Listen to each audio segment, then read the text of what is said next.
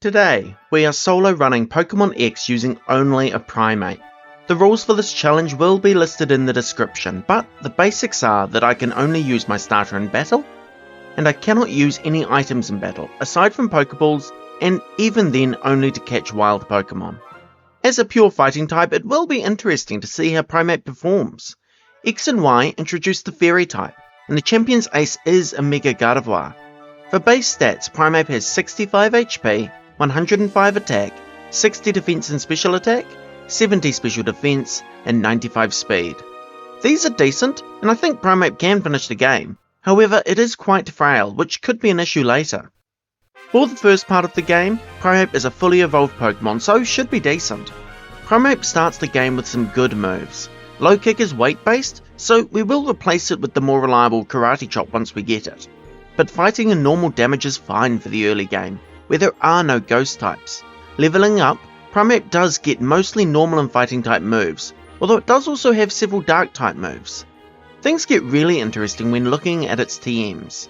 It has a wide variety of moves, adding attacks of ground, rock, flying, poison and bug types.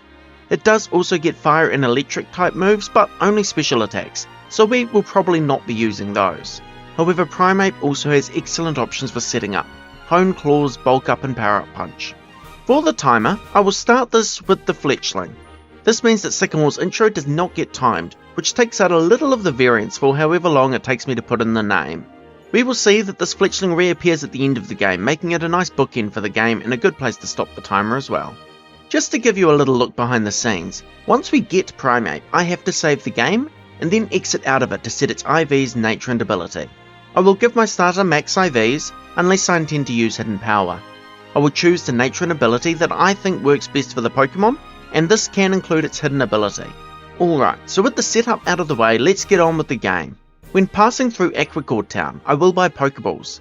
This shop is easy to miss if you don't explore, but these Pokeballs will be useful in a minute. On the first route with wild encounters, your first encounter is guaranteed to be a Pidgey. This is no doubt to induce nostalgia from Red and Blue, something this game does quite a bit. You are guaranteed to catch the Pidgey, making it a flyer that all Pokemon can easily and reliably get. When doing this run, I was still trying to work out what HM Pokémon I should get. This will be more fleshed out in the follow-up run. As we go through the forest, I will give you a bit of context about how familiar I am with this game. I enjoyed it when it was first released, but haven't touched it in years. The impending release of the next Pokemon Legends game made me want to try it again, which is why I'm using it for these solo runs. In preparation for this run, I solo ran the game with both Greninja and Delphox. I didn't record these, so don't expect a video on them in the near future. I did Delphox first and tried to speed through the game. I learnt two things in this run. The first is that I didn't remember a lot of where to go for the story events in the game. The second is that Delphox is not good at this game. Team Flare uses mini Houndour and Houndoom, which with their Flash Fire ability can be immune to both of Delphox's attacking types. After that run, I realised I needed to learn the game better, so I went through slowly with a Greninja. This was just to remind myself of where to go, and to try and find the ethers and rare candies so I know where these important items are. Primeape is then my third solo run in Pokémon X. These two trainers on Route 3 are an example of my experience with Greninja and Delphox. They both have baby Pokemon, so give very bad experience, making them not worth fighting. I managed to skip the first one on this run, but accidentally ran into the second one. Once we reach Santaloon City, there is a hidden super potion and antidote near the cafe in the top corner. To get into the gym, we need to fight the roller skater. She only has a Zigzagoon, so this is easy for Primeape. I really like the designs of the Pokemon gyms in this game. Like this one with its spiderweb floor. It's not a puzzle as such, but does give the gym a highly unique look. The first trainer is youngster David with a Ledy Bar. This Pokemon could be annoying if it gets lucky with Supersonic. Primeape doesn't have an issue in this battle, but upon defeating it reaches level 9. This is important as this is when Primeape learns Fury Swipes. This is not a move I would normally use, but it is actually very useful in this gym. The next trainer could be skipped, but I want the experience. He only has a Spuper, but this gives you a chance to see why I want the Fury Swipes. Spuper has Harden, making it quite annoying. However, I can use Focus Energy to increase my critical hit rate. Since Fury Swipes hits multiple times, each one will have that increased chance to crit, which would bypass the increased defense. At this point, I thought the run was going well, and then I ran into Lass Charlotte. I did not think I needed to heal or save before fighting her, and this would be a massive mistake. She leads with a Korrina, and I immediately go for Focus Energy, expecting it to harden. This Korrina does know Poison Sting, so it goes for that and poisons Primeape on the very first attack. Now I am on a timer. Fury Swipe does manage to take out Korrina, but I only have 10 HP remaining. She sends out Coombe. Primeape does not knock it out with Fury Swipes, and so Coombe takes it out with Gust. I had not saved since receiving my starter, so I was sent back to almost the start of the game. At that point, I might as well restart the run entirely. The first part of the run goes basically the same as last time, so I return to Charlotte at a very similar time. Hopefully she does not mess me up again. This time her Korrina does the thing I expected last time. It goes for Harden and never ends up attacking at all before I take it out. Against the Coombe, Focus Energy really pays off. Fury Swipes gets 2 consecutive critical hits, taking it out before it even gets a chance to move. Well, after the embarrassing loss to her last time, I now defeat her without taking any damage at all. Perfect, we can now face Viola. She leads with a Surskit. I have a feeling I'm going to need some crits, so start with a Focus Energy. Surskit then uses a bubble and lowers Primeape's speed. That is fine, I have more than enough speed for this battle. But it also triggers my ability, giving Primeape +2 attack. The boosted attack is immediately useful, as the next Fury Swipes takes out the Surskit. Viola's ace is Vivillon. This is going to be an issue for many Pokemon because of Infestation, which is the bug version of Wrap or Fire Spin. Vivillon starts setting up with Harden, but Focus Energy comes through, giving me a crit to bypass her defense boost. Viola does have a potion to heal Vivillon, prolonging the battle. Primeape still manages to come through, knocking it out. As we leave Santaloon, we will get the experience share. I go into my key items immediately to turn it off. It wouldn't matter right now, but if I forget, it can be a major issue later, with giving my Primeape less experience, not to mention the extra time it takes to print the text for it activating every battle. The next route has a few trainers, but nothing extremely important. I grab the Poison Barb in case I need it later, and there is an Ether in the top corner. I now need to talk about Return, which we get in the Gatehouse. Honestly, I completely forgot to use it for most of this run. It would be excellent for Primeape, giving it strong, neutral coverage. And I thought I would mention it now so you are prepared for me not to use it. There is no reason for that. I simply forgot it existed later, when it would have been useful. In the Pokemon Lab, Sycamore wants to battle. His team is quite tough. Bulbasaur uses Leech Seed to mess Primeape up for the rest of the battle. Primeape does manage to take it down, but it does not do a lot of damage to Squirtle. Now, largely thanks to Leech Seed, Primeape faints. This brings us to another rule I'm using for these playthroughs. If the game does not give you a blackout, then I will not count the battle as a loss. You don't need to win the Sycamore battle. The game continues on like normal. Sycamore does give good experience if you can beat him though. And as a side note, the randomizer I use to make Primeape my starter seems to mess up the Pokemon that Sycamore offers here. It obviously doesn't matter, but I haven't been able to work out how to fix this glitch. There are more story events in Lumiose. Once those are done, the next area is Route 5. At the entrance you will meet Korrina and her 2 Lucario. From there, notice I run by the double battle without issue. At this point I have deposited my HM Pokémon, so these double battle trainers will not fight me since I only have one Pokémon. Just after them is Tierno. He only has a Corphish, so it is not an issue for Primeape to knock out. After them is a TM I really want. Unfortunately we have to go over this grind rail to get it. I am terrible at doing this at normal speeds, but I have increased the speed of the game, making this even more challenging. The speed of the game is set to a max of 4 times, but I think in practice the game runs at only a little over 2 times speed. Anyway, once we finally manage to get the TM, it is Hone Claws. This is the first boosting move Primeape gets access to. Now we don't need to rely on Defiant, we can boost our own attacks. The new TMs for Primeape continues once we reach Camp Freetown. In the first building is this punk girl who will give you the TM for Thief, finally providing a little coverage. Down the bottom of this town is a star piece and a hidden ether which can be useful. A man in the hotel lobby will also give you a full heal. The next story task is to get the Pokéflute. So we need to head to the mansion. Just outside it is another ether. You will need to pay $1,000 to get inside the mansion, but as a fun fact, if you come here with less money than this, the butler will let you in anyway. This means you don't need to worry about getting locked out of this location.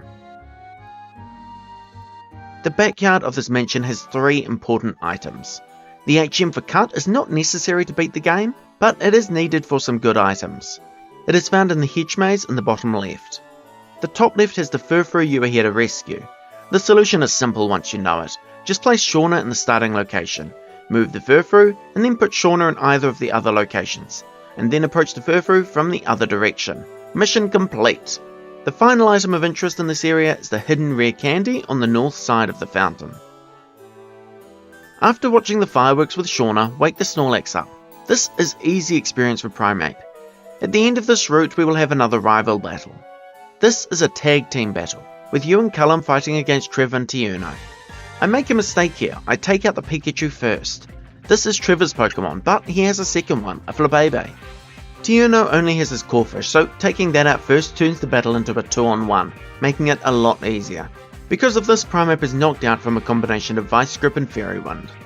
I then have to watch as Callum's Pokemon is slowly knocked out. This is a time loss, but it isn't a reset for the same reason Sycamore wasn't. You don't need to win this battle to continue with the game. Nothing too interesting happens in Connecting Cave or Route 8, so let's skip to Ambret Town. We grab the TM for Rock Smash and then head on to Route 9. This is the route where you have to ride a Rhyhorn. It is very slow, and unfortunately I do have to deal with wild encounters, as Primeape is too low leveled to avoid them. The items here are not useful at least, so we can just focus on reaching the end. Glittering Cave is interesting, but Primeape doesn't need the items in the side passages, so again can just get to the end.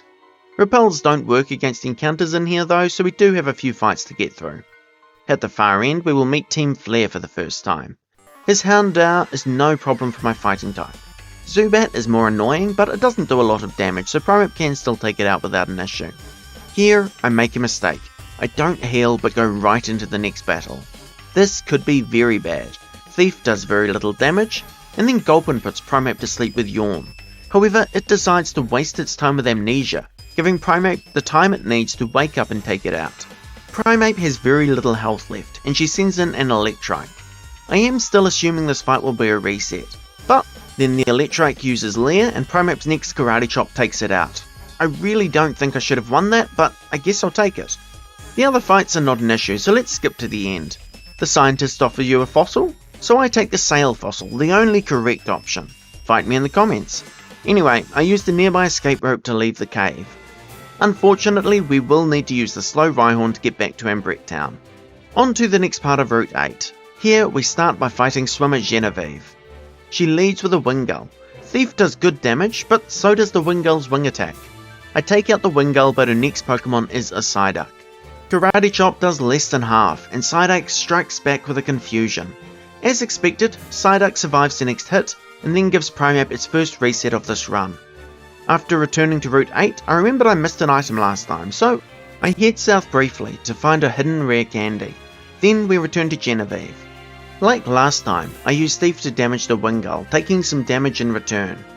However, in preparation for Psyduck, I use a Hone Claws to boost Primeape before the Psyduck comes out. This leaves the Primeape with only half health by the time Wingull goes down though. However, the single turn of setup is enough. With +1 attack, Primeape deals half of Psyduck's health, so it goes down over 2 turns. I was buoyed by the victory, so immediately decide to fight another swimmer and instantly regret my decision. This trainer has a Masquerain, which is a stronger Pokemon than I was expecting, not to mention its type advantage over Primeape. However, because its Intimidate activates Primeape's Defiant, I do start the battle with +1 attack. From there, Thief is a 3-hit KO. Primeape has just enough turns to knock it out, although, as expected, Masquerain does do a lot of damage before it goes down. If it hadn't wasted time with quick attacks, I might not have beaten it. Anyway, onto the Solage City Gym. Now, at the start of this gym, my experience with running Delphox comes into play a little. I remember this first trainer, so save before fighting him. He can actually be avoided, but does give good experience, so it is a good idea to fight him. He leads with a Dwebble. This is not an issue, although it is bulky. I take a couple of turns to set up and then knock it out. It is his next Pokemon that can be an issue. Relicanth is really strong for this stage in the game. I should have realised it wouldn't be an issue for a fighting type like Primeape, but this thing absolutely destroyed my Delphox. The very next trainer is a lot more challenging for Primeape. She leads with a Solrock. This starts with a Fire Spin to chip down Primeape's health, and then hits a massive Psywave. This may not be a reliable move, but it does have the potential to deal a lot of damage if it gets lucky. Primeape gets a reset. Going straight back into the battle, I immediately start setting up. Thief is then a 2-shot, although Solrock does some good damage before it goes down. Her next Pokemon is a Lunatone, but since Primeape is already set up, it also goes down quickly. From there we can skip straight to the gym leader. Unfortunately I am out of healing items, but I decide to go into the battle anyway, just to see how it goes. I am glad I did as well, as I learn a very valuable lesson. Don't set up on a Mora. If you do, it will use Thunder Wave and ruin your consistency. From there, Amora uses Takedown, which is boosted by its ability Refrigerate, and it knocks Primeape out. Okay, well that's not a good sign. Back for a second battle, I immediately knocked Amora out instantly. It is 4 times weak to fighting after all. Primeape does not need to set up at all here. Both of these Pokemon are weak to fighting. The following Tyrant is not 1-shot, instead it is 2-shot. Alright, that was a lot easier than I thought after the first battle. For winning, Grant gives the TM for Rock Tomb, which is actually great for Primeape, as it gives us something to use against flying types. Getting to Geosinge Town is not an issue, but when we try to leave, Korrina will appear, and this time she wants to fight. She uses Lucario, which is weak to fighting. This is clearly not an issue for Primeape, although I can see this battle being difficult for other Pokemon in the future. Her second Pokemon is also a Lucario. I guess that makes sense as we saw them both in the overworld. Anyway, it also goes down easily, letting us go on to the next route. I get through here without fighting any trainers and enter Reflection Cave. Let's do a few fights for some experience. Battle Girl Hedwig leads with a throw. I immediately try to set up with Hone Claws. After doing it twice, Primeape is only on 8 HP. My only hope here is to one-shot. Karate Chop only does half health. It's nowhere close to one-shotting, so Primeape takes its next reset. The Battle Girl is a spinning trainer, so can be avoided, so next time I don't even try to fight her. Going down to the next level, I pick up an important item for Primeape, the Black Belt, which increases the power of fighting type moves by 20%. I continue throughout the cave until I reach Psychic Franz. Unlike Hedwig, he cannot be skipped, so we will have to beat him somehow. I am a little reassured when I see him lead with a Chimecho, as that's a Pokemon usually considered quite weak. But then Thief does not one-shot and Confusion confuses Primeape. Oh, that's not good. The next turn Primeape damages itself in Confusion, leaving it at low enough health for the Chimecho to take it out. Well, that was an unlucky loss, so let's just try it again. This time I know the Chimecho will survive a hit, so use the first turn to Hone Claws. Confusion does not inflict the status this time, so I can knock it out next turn. His other Pokemon is a Golett, which is one-shot by Thief.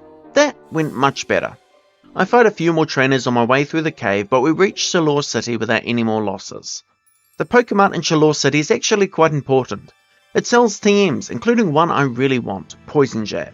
I think this will be an important move so Primeape can deal with fairy types. Heading towards the Tower of Mastery, we can grab a Max Ether. Inside, we need to battle Callum to get the Mega Ring. He is much better than last time, leading with a Meowstic. It wastes the first turn with Fake Out, but on the second turn I learn that it outspeeds Primeape. It deals massive damage with Psybeam, and then takes Primeape out on the following turn. This is going to be a problem. I need to outspeed that Meowstic to have a chance at this fight. I decide to return to Reflection Cave to train. I return to Callum only 2 levels higher at level 29. I should say here that during this playthrough I did not know the speed stats of the opposing trainers. I made sure to get that information before doing my follow-up playthrough, so I was really just testing whether a few levels would make a difference, or if there was a massive problem for Primeape to overcome. However, in this case, it works. Primeape now outspeeds the Meowstic and 2 shots at the Thief. Meowstic also does a lot less damage, as for some reason it decided to go for a Disarming Voice instead of the much stronger Psybeam. Braixen comes out and deals some damage with Fire Spin before it also goes down. Callum's last Pokemon is Absol, but as a Dark type, I thought it would be one-shot by Karate Chop. However, it lives on a sliver and deals a lot of damage in retaliation. Primeape survives on only 1 hit point and takes the Absol out. The next obstacle is the Chalor City Gym. This is a gym where you have to defeat all of the trainers before reaching the leader, and it is kind of annoying when trying to do it quickly, since they are all skating around the arena. I was worried about the first one when I saw it had a Sork, given my earlier issues with a throw. However, as I set up with Hone Claws, it uses Low Sweep, which lowers my speed. This triggers Defiance, so Primeape now has +3 attack, letting me sweep. However, the next battle doesn't go quite so well. The trainer only has a Heracross, but it uses Brick Break to one-shot Primeape. If the gym trainers are going to be this hard, I am a little concerned about the gym leader, but we have to get to it first. I go back to the gym and try a different trainer. His Pancham is easy to take down, but then comes out a throw. After setting up, Karate Chop does half damage. I manage to take out the throw with a second hit, but this trainer has a third Pokemon, Machoke. I don't one-shot, so it knocks me out. This is becoming a pattern. Primeape is just very frail. I immediately try the same battle again, as I know I made a simple mistake in the first fight. I didn't use the weak Pancham to set up on. This time I boost with Hone Claws 3 times. As I do this, notice the move Pancham is using, Circle Throw. It normally forces your Pokemon to switch out, so good thing I'm not carrying my HM Pokemon around at the moment. Even with the setup, Throw survives with a sliver of health, but I survive its attack. Machoke at least is a one-shot. Finally, I've defeated a second trainer in this gym. Next, I return to the Heracross trainer. I use Hone Claws once, then attack with Poison Jab. I survive Heracross's attacks and finally take it out. Alright, just one gym trainer left. Fortunately, she is not an issue. I poison Meditite with Poison Jab, then set up a Hone Claws as it dies to the poison. After that, her Mienfoo flinches me with Fake Out before I one-shot it with Karate Chop. Now we can fight Korrina. She leads with a Mienfoo, which I set up against. I knock it out, and then she sends out Hawlucha.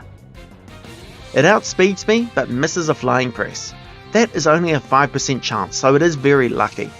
However, Poison Jab only deals half damage, so I would need it to miss another one to have any chance. Unsurprisingly, that doesn't happen, so Primeape faints. I don't know what I was thinking here, but I immediately try battling her again. The exact same thing happens, except the Hawlucha doesn't miss its first hit, so I don't even get a chance to attack it. Like with Kalim's team, I don't know the speed stat of the Hawlucha. In case it is only just outspeeding, I try using one rare candy on Primeape to see if it will go first. It's probably not a shock to say that this doesn't work. With this, I know I need to go and train. I go back, fighting wild Pokemon and trainers I'd skipped. Notably, I get my revenge on Battle Girl Hedwig.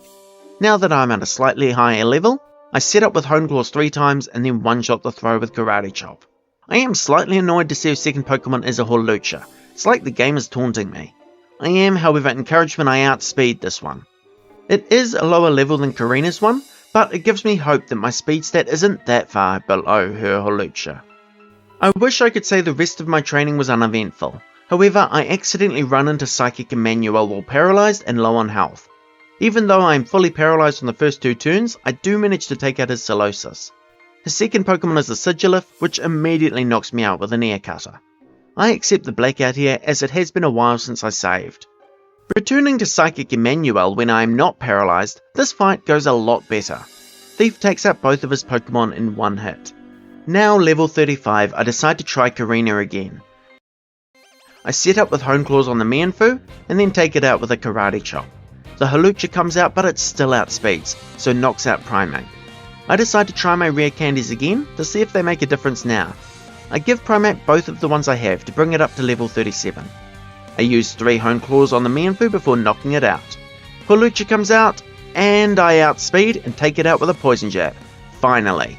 Her last Pokemon is a Machoke, and it is no problem for my Primeape.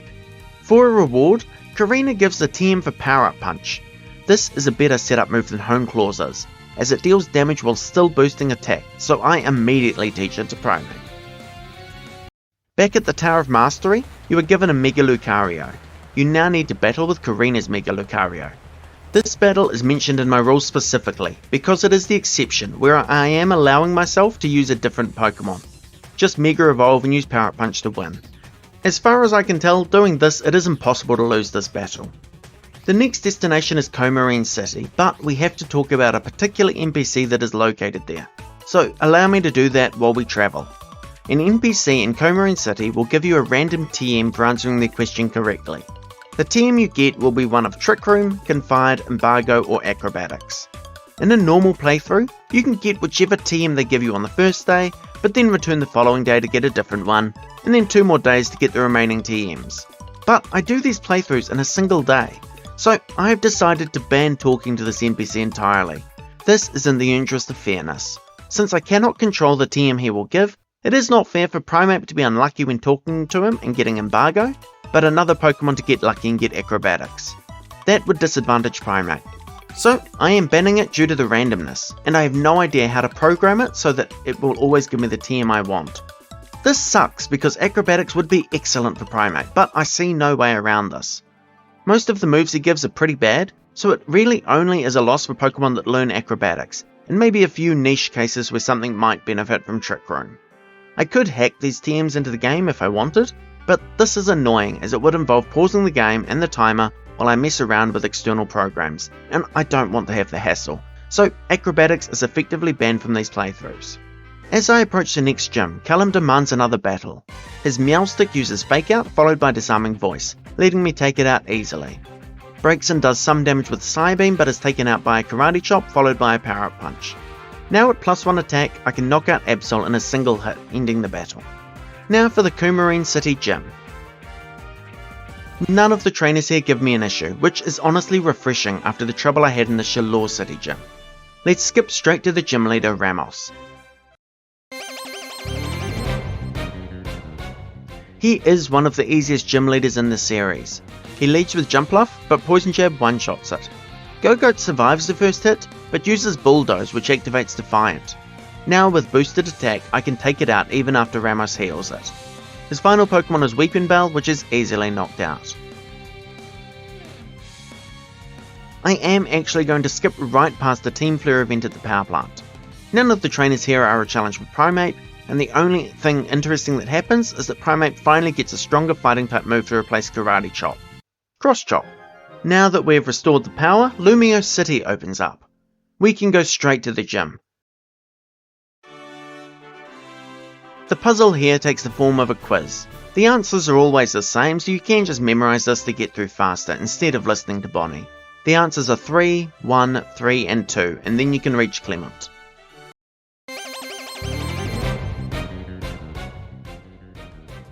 He leads with an Emolga, which immediately paralyzes Primeape with Static. The following Magneton then immediately knocks out Primeape. The second battle goes exactly the same, so let's skip to the third battle. This time Static doesn't activate, which is actually surprising given how many hits Emolga takes to knock out as Clement heals it twice. The Magneton is weak to fighting, so I use Power Up Punch twice to knock it out. His last Pokemon, Heliolisk, is also weak to fighting, so it goes down quickly. Since Route 14 didn't pose any particular problems, I'm just going to breeze past it. The most notable thing is that Callum does fight you at the start of the route, and he has now evolved his Braixen into a Delphox. However, in this fight it is not a challenge and Primeape easily defeats him. There is a hidden ether in this town, so grab that and then we'll head to the Pokemon Gym. This gym is reminiscent of Sabrina's gym from Pokemon Red and Blue. However, it is laid out more to look like a dollhouse, more fitting for the fairy type theme. And again, it is another good looking Pokemon gym in this game. They have Poison Jab, so he doesn't actually struggle with any of the trainers here. This means we can skip straight to the gym leader. Gym leader Valerie leads with a Mawile. Although it is immune to Poison Jab, it actually doesn't resist fighting due to its Steel type. On top of this, it actually doesn't have any Fairy type moves, only having 2 Dark type attacks, both of which Primeape resists. This makes it the perfect opportunity to set up Power Up Punch. Due to Iron Defense and Healing, this Mawile survives for a while, but this just gives me more chance to use Power Up Punch more often. By the time it goes down, I am at +4 attack, and the following Mr. Mime and Sylveon do not stand a chance. Both are one-shot by Poison Jab. Now it is time for the next Team Flare subplot. I don't mind this one nearly as much as the power plant. This is partly because it is at a Pokeball factory, which is a unique location in the Pokemon world, quite surprisingly given how common Pokeballs are. And secondly, you can skip all of the Team Flare grunts in here. This turns it into a puzzle of how to avoid all of the trainers instead of having to fight a gauntlet of easy foes. The only required battles are the admins at the end. After defeating the first unnamed admin, you have to tag team with Callum to fight the remaining 2.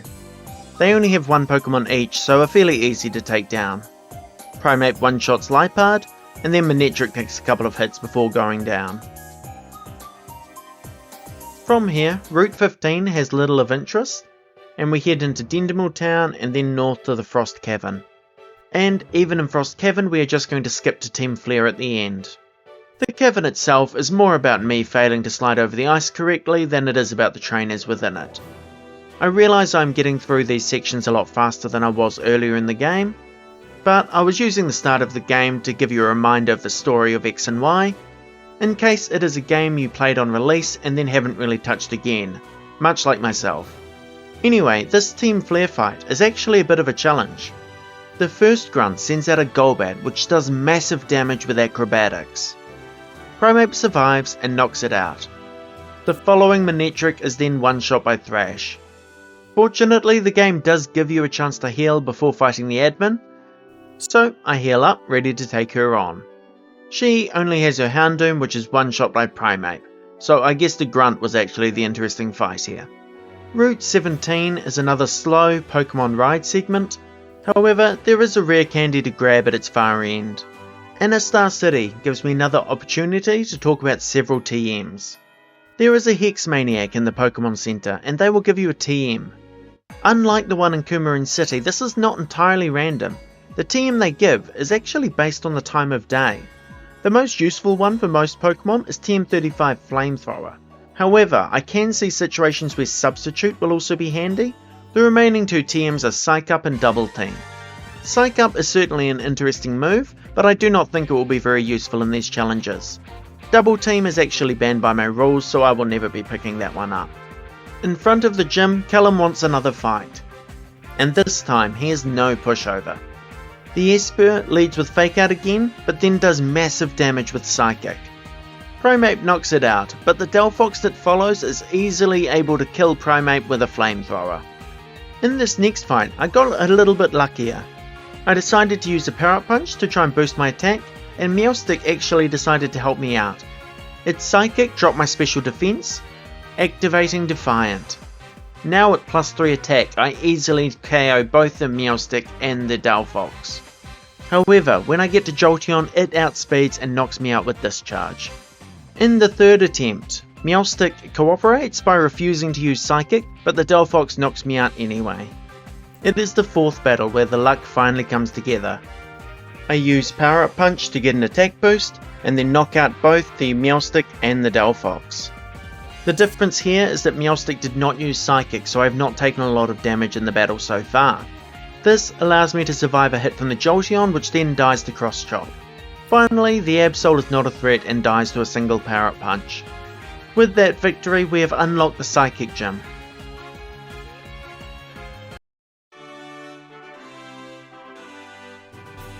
Heading inside, we get possibly my favourite gym design in any Pokemon game. Despite being a Psychic type gym, I don't really have any issues with the gym trainers here, so let's skip straight to the gym leader, Olympia.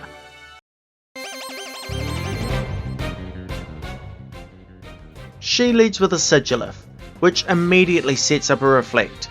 I think this is going to be a problem. As you can see, I am doing almost no damage to the Sigilyph and it knocks me out with Psychic. This fight ends up being a bit of trial and error to see what works. I am hoping that the Sigilyph will just not use Reflect, but it seems to always do this on the first turn. In the second battle, I try to set up again using Power Up Punch and am again knocked out by the Sigilyph. The third battle goes exactly the same way. Before the fourth battle, I try using 2 rare candies to see if that makes any difference to my damage ranges. This does not seem to help, as Sigilyph still survives my Thief and knocks me out with a Psychic. I try again a few more times with this same strategy and clearly I'm just being stubborn. This strategy is not working, I need to try something else. Let's skip the next few losses, I'm not trying anything different and I'm just losing over and over again. It is my 10th attempt against her when I figure out a winning strategy. The problem is I'm trying to set up too much. I actually don't need +2 to win this battle. And trying to get to +2 gives the Sigilyph too much time to damage me. So instead I use Power Up Punch only once on the Sigilyph and then 2-shot it with Thief. From there, Thief also 2-shot Slowking, who only goes for a Calm Mind, and 1-shots the Meowstic, giving me the victory. That was a lot harder than I thought it would be, and we are clearly going to need a strategy to deal with Olympia in the follow-up run. Back in Lumio City, it is time to take on the next Team Flare plotline. Invading their secret base under the cafe here, we will come face to face with Lysander. His Mienfoo is a good chance to set up, so 2 power-up punches takes it out. With +2 attack, his Murkrow is one-shot, and then we get another +1 attack from Gyarados' Intimidate. That lets Thrash one-shot both the Gyarados and the following Pyroar. A pretty easy battle all in all, and to be honest, the rest of the grunts in here are not a challenge. The boss of this area is Team Flare Mabel, but her team is extremely weak to fighting. She leads with a Houndoom, which is easily one-shot, and then follows it up with a Weavile, which is clearly no match for Primeape. Once defeated, she gives you the elevator key, letting you reach the lower levels of the hideout. Down here we run into AZ, who Lysandra is keeping prisoner. However, right now we have bigger problems. Down on the next floor you will meet Xerosic. He starts the battle with a Crobat, which is not great since it doesn't give Primeape a chance to set up. I try Thief, and then seeing how little it does, I switch to using Thrash. This does knock out the Crobat, but then the next Pokemon is a Malamar. Thrash does about half, but Malamar retaliates with a Psycho Cut, knocking Primeape out. Alright, no problem. I think the solution is obvious, so let's go into the fight with Xerosic again. This time I will Power Up Punch once on the Crobat, which can then be knocked out with Thrash from +1 attack. However, back at the Malamar, +1 attack is not enough to one-shot. It comes close, but it just misses the mark. And like before, the Malamar retaliates with a Psycho Cut, knocking out Primeape. On this third fight, the actual solution is obvious. I need to use 2 power-up punches against the Crobat, and then knock it out. Primeape only just survives the 2 air slashes from the Crobat, but is able to hang on and knock out the Crobat. With +2 attack, it is then able to KO the Malamar as well. Winning this battle does not actually prevent Team Flare from enacting their plan. Xerosic is too smart for that, and will activate it regardless of what you do here. Geosenge Town is annihilated as the ultimate weapon is deployed. That is clearly our next destination. Entering the Team Flare hideout in Geosenge Town, you are confronted with Lysandra again. His team here is actually an improvement on the last one you fought, as both his Mienfoo and his Murkrow have evolved. However, he is still very weak to fighting type attacks, and so his team is not really an issue for Primeape. Making your way into the basement, you will be confronted by Xerneas. This is a Pokemon that is required to be captured in this challenge. While it is fairly easy for a legendary, I just throw the Master Ball at it. I don't have any more use for the Master Ball, and I don't want to waste time throwing other Pokeballs at Xerneas.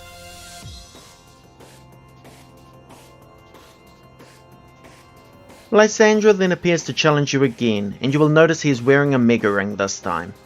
Since I had less than 6 Pokemon in my party when I caught Xerneas, the game has automatically added it to the front of your party. You are clearly meant to fight Lysandra using your newly caught Xerneas. However, this is a Primeape solo run, so I have to switch out immediately. There is an obvious solution to prevent Xerneas being added to your party, which I will utilise in the next playthrough. However, Mienshao uses Acrobatics on the very first turn and knocks Primeape out as it switches in. I knew the previous fights with Lysandra were too easy. This is actually quite a costly fight to lose in terms of time, as you have to go right back to before Xerneas to watch that cutscene again and then catch Xerneas again. There is no chance to save between catching Xerneas and fighting Lysandra. This time I get a little luckier, as Mienshao just uses high jump kick on the switch. This does do a lot of damage, but not enough to OHKO Primeape. I choose Close Combat to knock it out immediately, as I know another attack will take Primeape out. From there, Close Combat also deals with the Honchkrow and the Pyroar. Then his Gyarados comes out. After getting +1 attack from Intimidate, I know I am safe to go for Close Combat, as I believe Lysander always Mega Evolves this Gyarados. Upon Mega Evolving, Gyarados loses its Flying type in favour of Dark, so it actually becomes weak to fighting. Therefore, another Close Combat immediately takes out Mega Gyarados. With the threat of Team Flare dealt with, we are free to travel onwards. The next stop is Kuraway Town.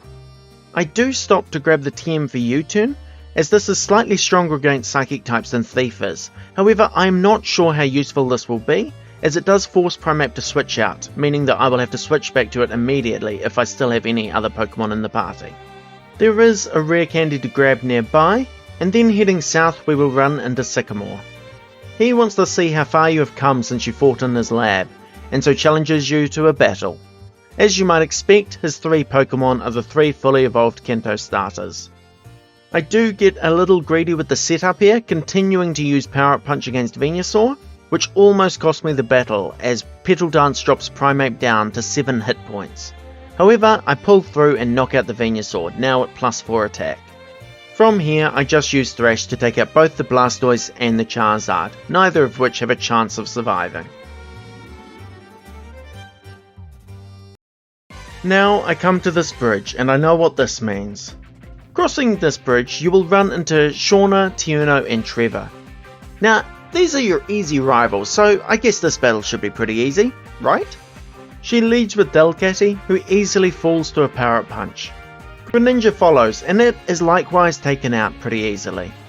Goodra is a bit bulkier, so I'm not sure if it will survive a Power Up Punch, so I just go for close combat and ensure the KO. Okay, well Shauna actually was quite easy. However, you are taken straight into a battle with Tieno without being able to save or heal. That shouldn't be a problem. I mean, it's not like Shauna did any damage. However, Tieno leads with a Talonflame. As you can see, Thrash does not one-shot, so Talonflame gets off a massive acrobatics. Primeape manages to take down Talonflame, and then Roserade comes out. I use Thrash again and manage to one-shot it. However, Thrash does not one-shot the final Pokemon, Crawdaunt, who manages to take Primeape out. Okay, well that's annoying because I'm going to have to repeat the Shauna battle. But either way, let's get back into it. This battle shows you another problem you can have when fighting Tiuno. I try to use Power Up Punch on the Talonflame to boost my attack and get burned by Flame Body. Seeing this, I don't even bother playing the fight out, I just immediately reset. In the third fight, I get poisoned by Roserade's Poison Point and then knock myself out when I hit myself in confusion. This is the risk to using Thrash. By the fourth fight, I can see that my current approach of brute forcing it is simply not going to work here. I can remove some of this RNG simply by teaching Primeape Rock Tomb. It is guaranteed to one-shot the Talonflame, and since it doesn't make contact, it means Primeape cannot be burnt. However, I then discover that Thrash on Roserade is a range, and Roserade can survive with a sliver of HP. In this case, Roserade does massive damage with Petal Dance and poisons me with Poison Point before I take it down. I am still locked into Thrash, so I have to use that first turn against a Crawdaunt. It only does half, but the Crawdaunt does give me a chance. It sets up with Swords Dance, giving me another chance to attack. Unfortunately, Primeape hits itself in confusion and then goes down to a Crabhammer.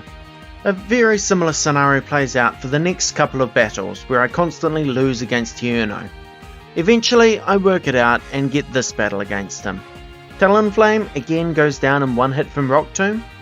This time I am also using Rock Tomb against a Roserade to avoid Poison Point. It is only a 2-hit with this method, so it still works well. Then, when the Crawdaunt comes out, it is a Dark type and so is weak to fighting moves. So I can use a single close combat to one-shot it, finally defeating Tiuno. However, this bridge battle is not over yet. Trevor also wants to fight. He is nicer than Tiuno as he does heal your Pokemon before fighting you. But still, this is the third fight in a row where you cannot save, so losing here will put me all the way back to fighting Shauna again. I try to set up with Power Up Punch, but Raichu goes for Nuzzle, paralysing me.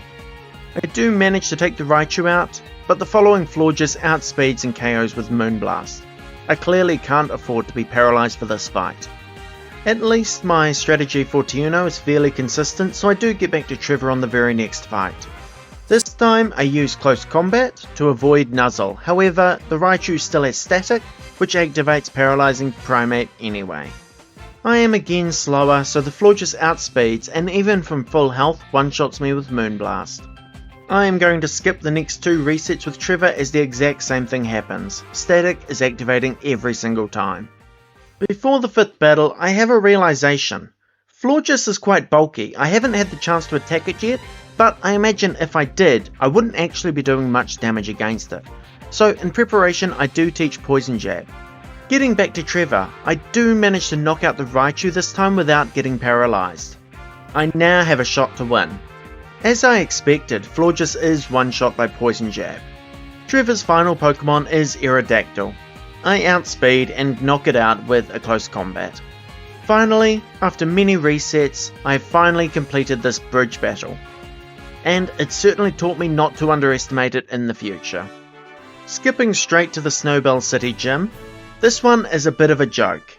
It is the 8th gym of the Kalos region, but Wulfric, its gym leader, is one of the easiest gym leaders in any Pokemon game, let alone this one.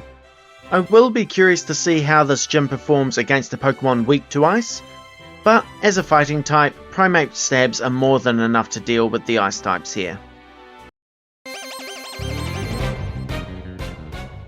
Abomasnow does end up taking 3 power-up punches before it goes down, as Wulfric keeps healing it. All this while, Hail is chipping away at Primeape, but I think this battle will be over before it really can matter. Primeape then one-shots Cryogonal and Avalugg, defeating the Snowbell City gym. With 8 gym badges in tow, we can now head to Victory Road and the Elite Four. Before going there, I do decide to make a pit stop to grab Stone Edge. It is in the icy area just north of Dendermill Town. At this point, I really do wish we could skip straight to the Elite Four. However, there are many trainers along the way that give Primeape trouble. For some reason, I go to the side area to battle veteran Lewis. His Hippowdon has Yawn and Protect, so puts Primeape to sleep and then easily knocks it out. For some reason, I then decide to battle him again. There is literally no reason to do this, and the exact same thing happens where his Hippowdon knocks me out. The next problem is Ace Trainer Robbie. This is a required fight as you have to beat him to reach Victory Road. The stupid thing about this is that I actually did defeat him on my first attempt. But then, after losing to the veteran, I had to re-battle him as I didn't save after fighting him the first time. In this battle, the Raichu paralysed me, allowing his following Kingdra to take me out. I defeat him again on my very next attempt. Now we come to Victory Road.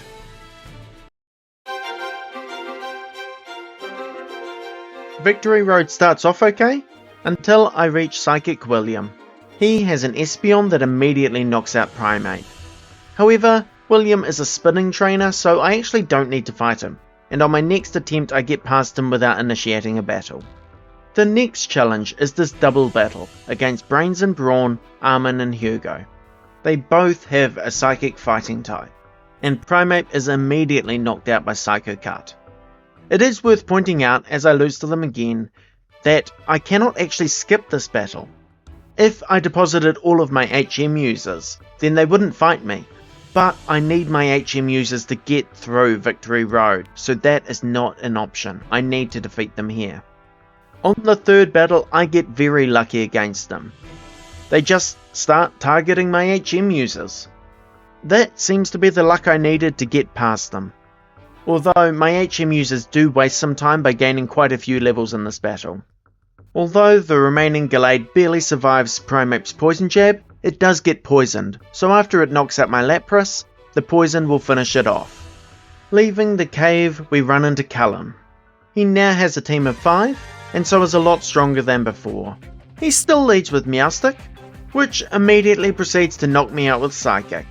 I'm not going to beat around the bush here, I was stuck at this battle for quite some time. I lose to him a total of 7 more times. Sometimes I defeat the Meowstic and Delphox knocks me out with Psychic. Sometimes I'm left on a sliver of health, which allows Jolteon or Absol to knock me out with Quick Attack.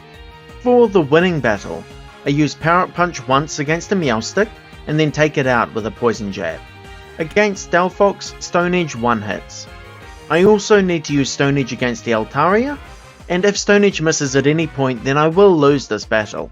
Jolteon is knocked out by Poison Jab, and this is important because it means that my defense is not lowered going into the Absol. If I was at -1 defense against the Absol from close combat, then its Quick Attack would probably be able to knock me out. However, I don't think it has the range, so it doesn't even try for it, so instead I get the KO with close combat. Despite that victory, Victory Road is still not over, and this is proven in this fight against a veteran, where he sends out a Bayonet that survives my attack and responds with a Thunder Wave. This lets the following Leafeon outspeed and knock me out with Leaf Blade. I lose the second time in the exact same way, so for the third battle I teach Thief. I get a critical hit with it against the Bayonet, so I knock Bayonet out in one hit. I don't know if this crit mattered, but it might have. Against Leafeon, Poison Jab is then easily able to pick up the KO. The end of Victory Road is almost in sight, however first I have to defeat Veteran Tomeo. This first battle is just a mistake. I go into the fight heavily damaged and burnt. After a quick reset, we try the battle again for real. Thief does a lot, and the Trevenant knocks itself out with Curse. However, his next Pokemon is a Gigalith. I go for close combat, but Gigalith has the ability Sturdy, meaning it will survive any hit when it is at full health. As a result, it survives on 1 HP and severely damages Primeape with Earthquake. The Curse damage is then enough to take Primeape out. In the next battle, Trevenant chooses to go for Will-O-Wisp instead. This is actually less of a problem than Curse is. It does cut Primeape's attack, but I can get this back against the Gigalith by breaking it sturdy with a Power-Up Punch. After that, close combat knocks it out. There are 1 or 2 more battles in Victory Road, but none of them pose a problem for Primeape. So, we have finally reached the League. Pokémon X is one of those Pokémon games that lets you fight the League in any order, so I'm going to go with the one I think will be easiest first. This is Wikstrom, the Steel-type trainer. I decide to use all of my rare candies before this fight, going up to level 74. I Power-Up Punch twice on the Klefki, knocking it out, and then the Probopass survives only because of its Sturdy ability. After it is healed a few times, and Primeape gets Defiant activated, Primeape is now at +6 attack, so I don't expect the rest of this battle to be challenging. Aegislash is next, and as a Ghost type it is immune to my Fighting type moves. However, I still have Thief on my moveset, so I go for this. Aegislash does waste time with King's Shield, but Defiant counteracts this, essentially meaning this is just a waste of time. When I finally do get to attack it, Thief knocks it out in one hit. His final Pokemon, Scizor, is KO'd by close combat. That is 1 trainer down and 4 to go. Malva is next. She leads with a Pyroar. This is little more than setup fodder for Primeape, however. Her Talonflame is knocked out with close combat, but as we saw with Tierno, its Flame Body ability activates, burning Primeape for the rest of the battle. From there, Torkoal survives close combat and then knocks Primeape out with an Earthquake. In the next battle, I immediately reset as soon as Primeape is burnt by Flame Body again. In preparation for the next battle, I use the same strategy I used against Tierno. I teach Primeape Stone Edge, which doesn't make contact so cannot activate Flame Body. From there, Primeape is able to sweep. 1-shotting the Torkoal, and 2-shotting the Chandelure as I did not want to miss a Stone Edge. The next trainer is Seabold.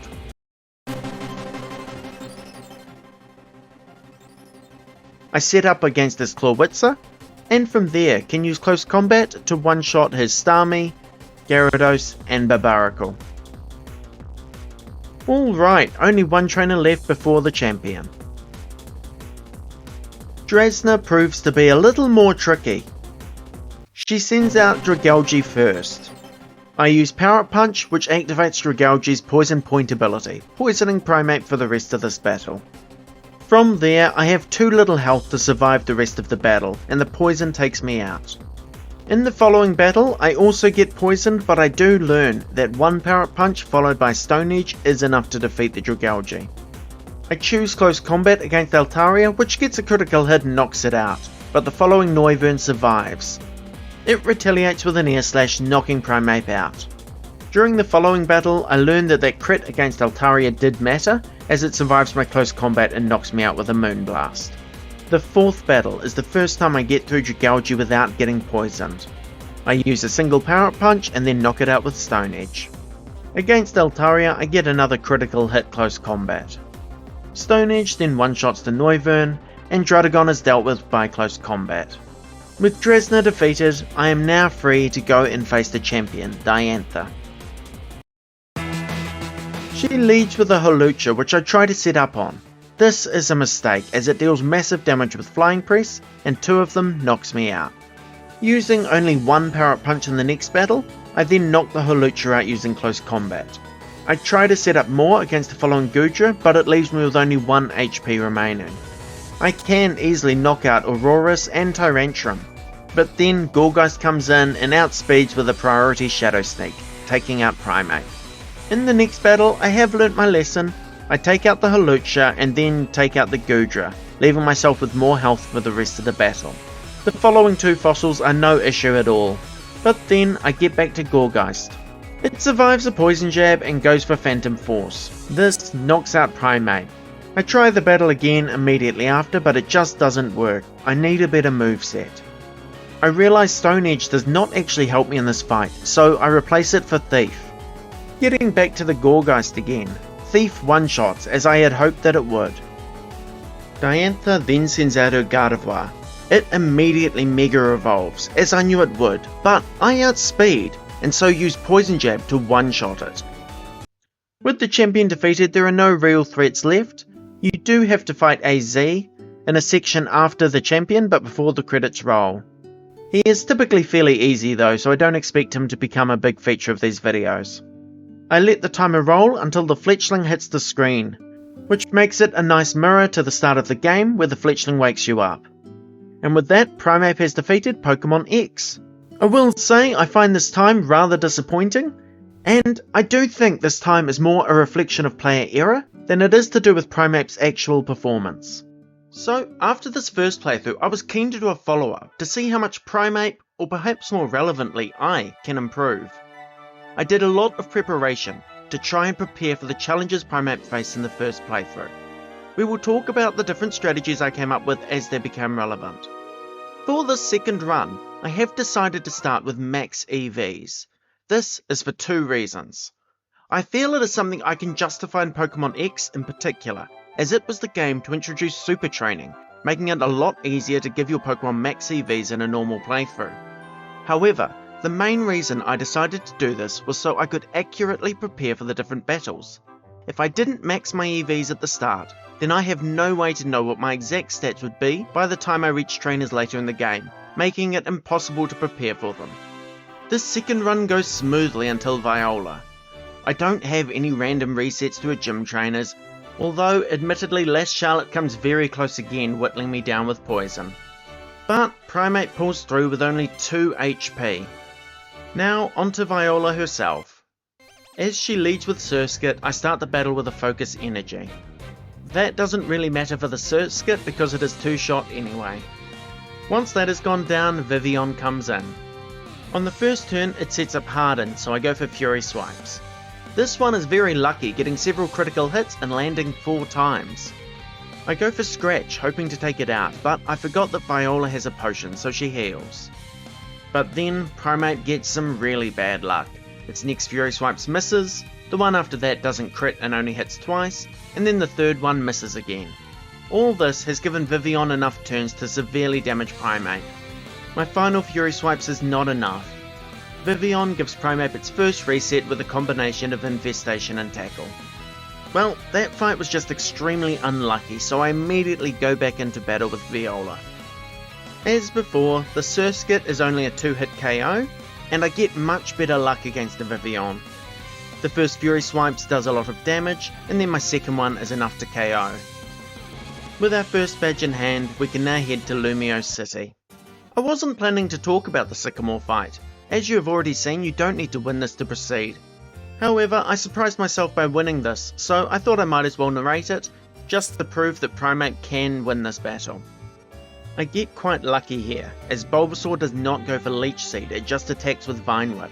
This gives me time to set up Focus Energy, and then I get a lucky Fury Swipes to take it out in one hit. From there, my newly learnt Karate Chop gets a crit to one-shot Squirtle and then also takes out the Charmander, winning me this fight. Jumping ahead to the tag team battle with Trevor and Tierno, the strategy I mentioned in the last run works well.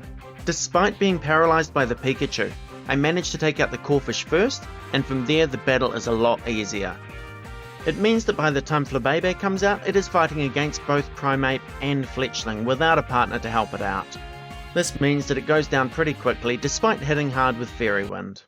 There is one small thing I want to mention in Glittering Cave, and that is that we get the Sail Fossil again.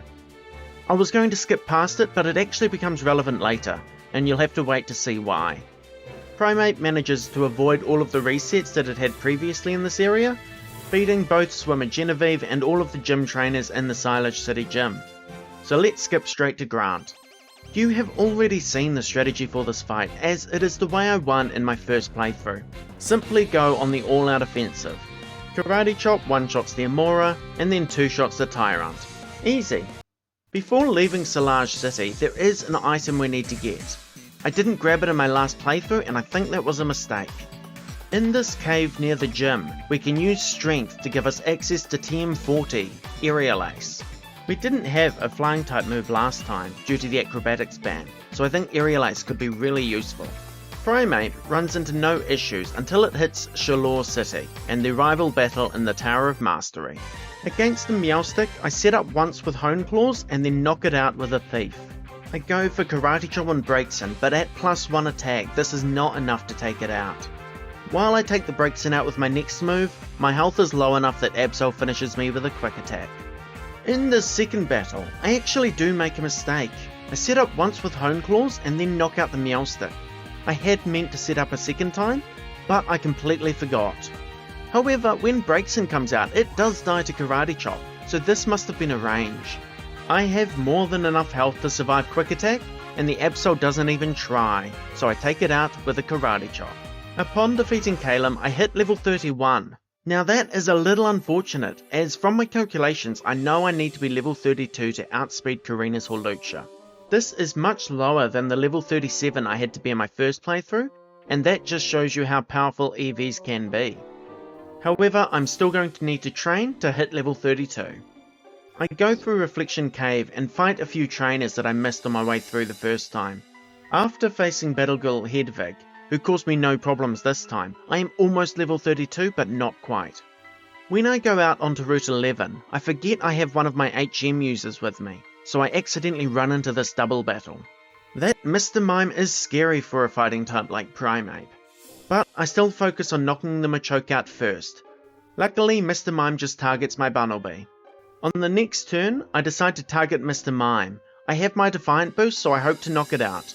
This works and it gets me level 32, however the Machoke takes Primeape out in the same turn. Surprisingly, this blackout actually saves me some time. Accepting the blackout means I return to the Pokemon Center in Chaleur City, saving me the time of having to walk back there, so this works perfectly. Now, gym time. Even the basic trainers in this gym gave me a lot of trouble in my first playthrough. However, with Aerial Ace on my moveset, it is much easier this time. For example, this Heracross one-shot Primeape in my first playthrough, but this time it is one-shot with Aerial Ace. Now, confident I have enough speed, I fight Korrina. I know a single Hone Claws is enough for this fight, so I set that up and then attack with Aerial Ace.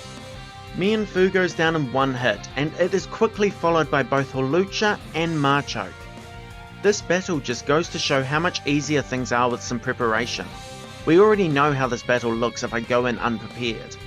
Ramos was no issue in the first playthrough and he's not in this one either, so let's skip Comarine City entirely and go straight back to Lumio City. I do some management of my HM Pokémon first, as I will keep them with me throughout the rest of the game. You may notice I have caught slightly different ones than I had in the last game. I made sure to catch a Bunnelby on Route 2, as this gives me a total of 6 Pokemon in my party, an important fact for later in the game. With that done, we need to take a quick shopping trip. Flying to the southern half of Lumio City, we can enter the Pokemon Center where one of the clerks sells TMs. Of particular interest is the TM for Bulldoze, which Primeape can learn. Before the fight with Clement, I taught Primeape not only Bulldoze but also Rock Tomb. Rock Tomb one-shots the Emolga, and since it doesn't make contact, there is no chance of Emolga activating Static. From there, I just use Power Up Punch to finish off this battle. Magneton does take quite a few turns to hit out, due to a combination of its sturdy ability and Clement constantly healing it. Once it does finally go down, Heliolisk is no threat, going down in a single turn. From here, we can skip the next portion of the game.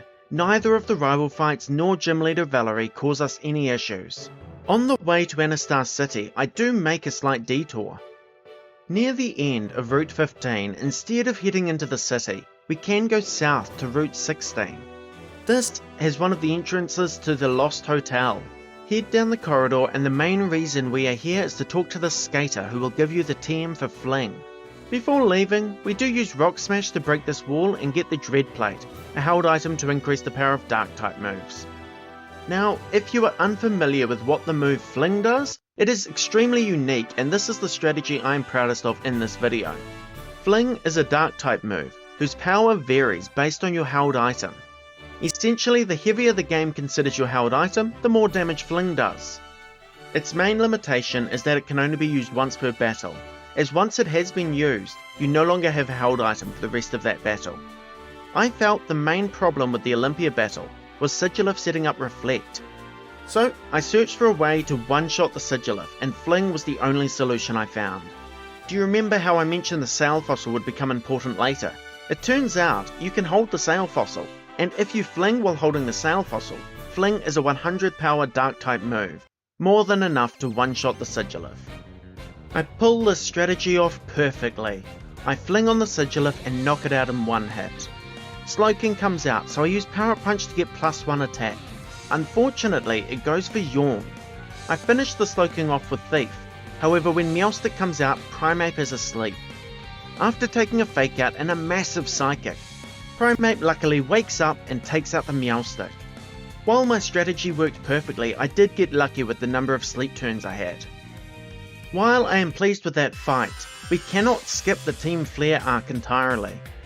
At the Team Flare hideout in Lumio City, Xerosic actually causes some issues. This was a fight I forgot to test in my preparation for this run, so I went into it blind. He leads with Crobat, so I start to use Power Up Punch to boost my attack stat. At +1, Aerial Ace does not one-shot, so Crobat deals a lot of damage with Air Slash. I take it out, but by the time Malamar comes in, I only have 30 hit points left. I need to one-shot it.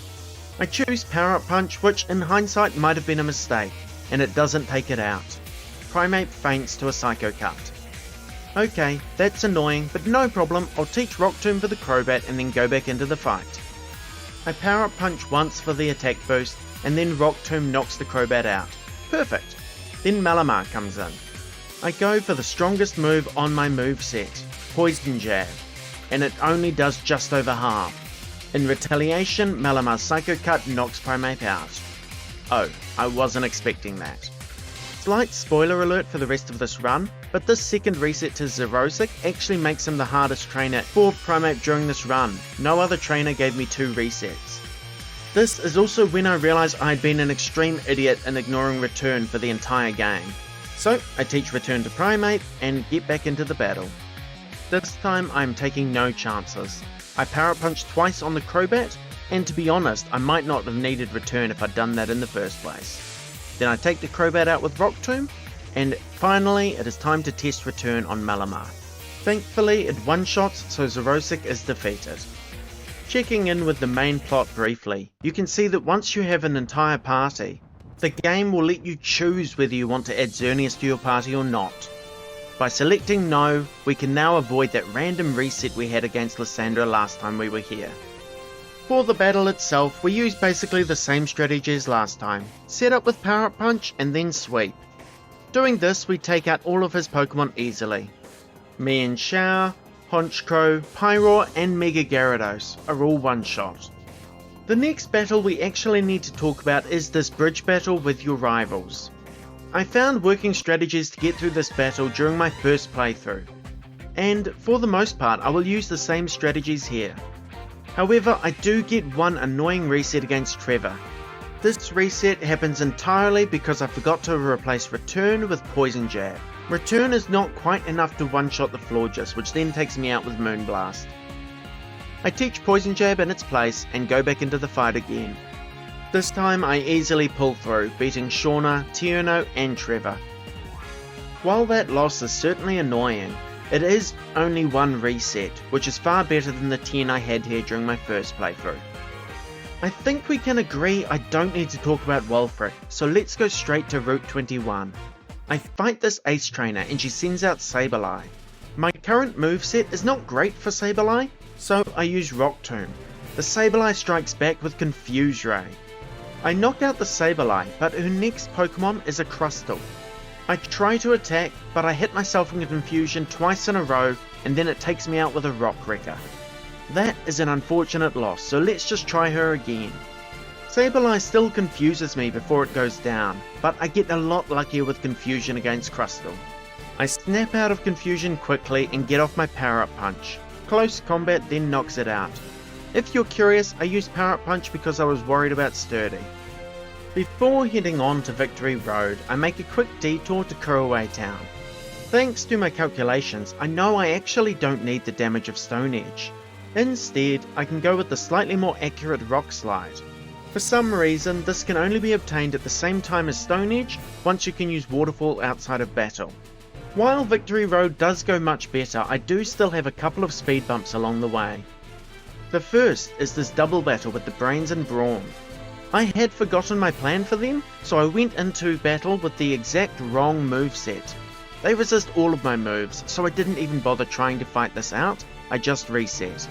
Teaching Aerial Ace back to Primeape makes this fight much more manageable.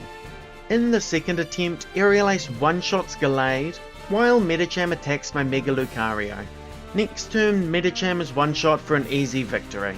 For the final rival battle, I go in with the moveset of Rock Slide, Thief, Close Combat and Power-Up Punch. All of these moves are important for winning this battle. I start with Power-Up Punch while Meowstic hits a massive Psychic. Fortunately, +1 attack is all I need to win this battle. Meowstic goes down to Thief, and then Delphox falls to Rock Slide. Altaria is also one-shot by Rock Slide, and then Jolteon is hit with Close Combat. His final Pokemon is Absol, so one more Close Combat and I have won this battle. One trainer I did not have trouble with during my first playthrough is Ace Trainer Michelle. She leads with Magcargo, who uses Yawn. Surprisingly, Power-Up Punch does not one-shot Magcargo. It is rather physically defensive. Primeape knocks it out but then falls asleep. Her second Pokemon is Scizor, who deals massive damage, and Primeape simply does not wake up. Scizor gets to attack several times, knocking out Primeape. This time, I correct my mistake and knock the Magcargo out instantly with a Close Combat. Scizor then comes in but is taken out by a second Close Combat. I should have just done that in the first battle. The last trainer I want to cover in Victory Road is this Ace Trainer. He has caused us problems before, and his Trevenant is not one-shot by Thief, so it gets a Curse Off, knocking itself out but afflicting Primeape with the status. The exact scenario that occurred during my first playthrough happens here. Gigalith actually uses Protect, further damaging Primeape with Curse, and then it survives my next hit with its Sturdy ability. At that point, Primeape is at low enough health that the Gigalith can take me out with its Earthquake. That was annoying, but it does not take me long to come up with a solution.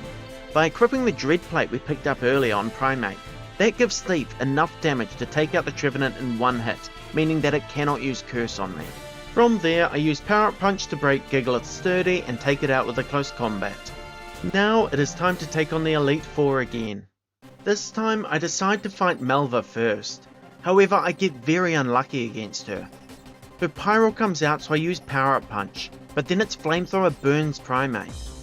A second Power-Up Punch takes out Pyroar, but I am now effectively at neutral attack, with my +2 attack effectively cancelling out the effects of burn. Talonflame is still one-shot by Rock Slide, but it is 4 times weak, so that is not surprising. Torkoal, however, survives a Close Combat and then takes me out with Earthquake. I immediately try again, and without getting burned by Pyroar, this battle is a lot easier. Power-Up Punch takes it out over 2 turns, and then I am set up for the battle. Talonflame falls to a Rock Slide, and Torkoal is taken out by a Bulldoze. This just leaves Chandelure, who also falls to a Bulldoze. The next member I decide to take on is Wikstrom. He was not an issue in my first playthrough, so I don't expect an issue now.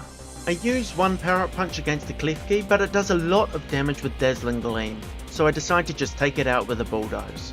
I switch back to Power-Up Punch for Probopass, but it survives because of Sturdy and knocks out Primeape with Flash Cannon. Oh, maybe I should have been worried about this battle. Honestly, all that needs to happen for this battle to go well is I need Klefki to not use Dazzling Gleam. This occurs in the very next battle, where it goes for Torment instead. This is slightly annoying, but it's not the end of the world, and I should be able to work with it. I take out the Klefki with Bulldoze, and then Probopass comes in. I go for Power Up Punch, but of course it survives due to Sturdy. Thanks to Torment, I now have to go to Close Combat. Wickstrom decides to heal it, so I have to go for Power Up Punch followed by a Bulldoze to finally take out the Probopass. This was a mistake, as I needed Bulldoze for Aegislash, so when it comes in, I cannot use it, thanks to Torment. I am forced to go for Rock Slide, but the luck pulls through and Aegislash flinches. I can then use Bulldoze to finish it off, followed by a Close Combat to take out the Scizor. Okay, well, Wickstrom was harder than I expected, but what about Seabold? We didn't have a problem with him last time either. The strategy I used for him last time seemed to work, so let's just copy that again. I set up against the Clawitzer using Power Up Punch. I use Rock Slide to take out the Starmie, and then try to go for Rock Slide on Gyarados, but it misses. Fortunately, Gyarados just sets up a Dragon Dance. I was a little worried about it outspeeding me here, but Primeape pulls through, goes first and knocks it out. A final Close Combat takes out the Barbaracle, and so Seabold is defeated. That just leaves one Elite Four member left, Drasna, the Dragon-type trainer. She gave us quite a bit of trouble last time, so let's see how she goes now. I use Power Up Punch once on the Dragalge and it does not poison me with Sludge Bomb. From there, Bulldoze knocks it out. Rock Slide one-shots both the Altaria and the Noivern. With only Druddigon remaining, it cannot survive a Close Combat, so I defeat Drasna on my first attempt. Perfect, so the last trainer in the game is Diantha, and we have a strategy for her, as the one I used during my first playthrough seemed to work well. I teach Thief in the place of Rock Slide, and Poison Jab instead of Bulldoze. Now we are ready to face her. Against Lucha, I set up with Power Up Punch and take a massive Flying Press in return. I knock it out with Poison Jab and move on to the rest of her team. Goodra is one-shot by my last remaining Close Combat. Fortunately, we don't need that move for the remainder of the battle. We can use Power Up Punch to take out both Aurorus and Tyrantrum. Gourgeist is her next Pokemon, but it is one-shot by Thief. That just leaves her Mega Gardevoir, and like last time, it is no match for Poison Jab, and with that we have again been crowned champions of the Kalos region.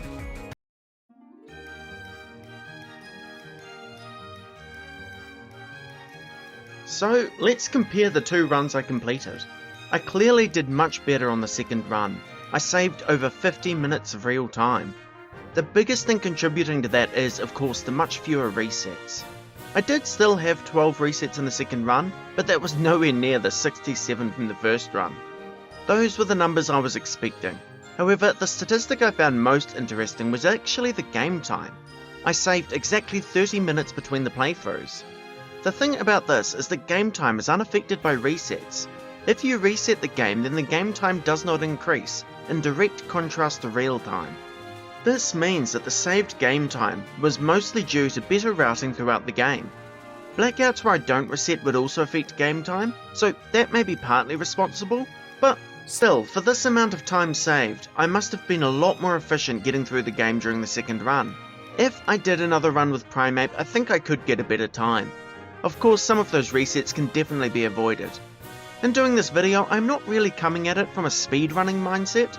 I am trying to go fast, of course, but I am sure actual speedrunners have plenty of strategies to get through the game much faster. All I wanted to do was to see how fast I could beat the game with Primeape. That brings the next question: when am I going to do more videos? I don't know. This channel is just fun for me. I do plan to do more runs, and if people are interested, I will try to post more videos, but only when I have the time to work on them. Once I have done a few runs, I would like to start tiering the Pokemon for this game, but right now I don't have anything to compare Primeape to. Thanks for sticking with the video to the end, and I hope to see you next time.